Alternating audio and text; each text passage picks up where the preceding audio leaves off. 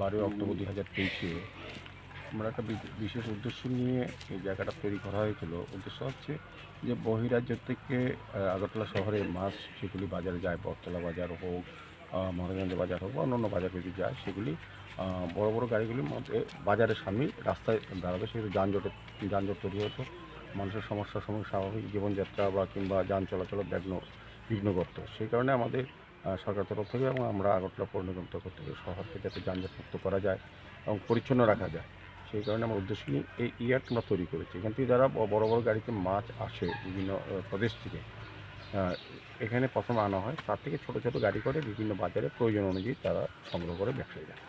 সেই উদ্দেশ্যে এটা তৈরি করা। তো 2 বছর আগে করার পর এখন আমরা এখানে একটা পরিচালনা কমিটি আছে মধুবাবু নেতৃত্বে, ওনার চেয়ারম্যান হিসেবে।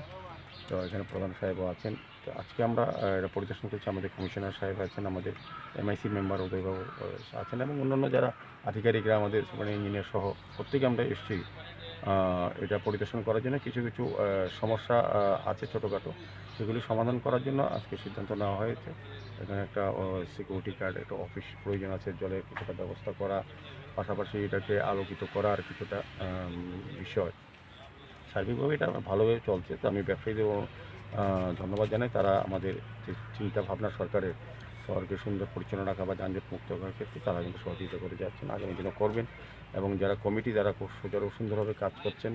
তো তারপরেও আমরা দেখব যে এটা আরও যাদের স্বাচ্ছন্দ্যে সুন্দরভাবে ব্যবসায়ী এবং আমাদের পরিচালন কমিটির মধ্যে যাতে সংযোগ রেখে আমাদের যে উদ্দেশ্যটা যাতে সফল করা যায় বা কার্যকরী করা যায়, সেদিকে আমরা আজকে এটা পরিদর্শনে এসেছি এবং কিছু কিছু সিদ্ধান্ত আমরা নিয়েছি এবং বাকিরা আলোচনা করব যে আর কী প্রয়োজনীয়তা আছে।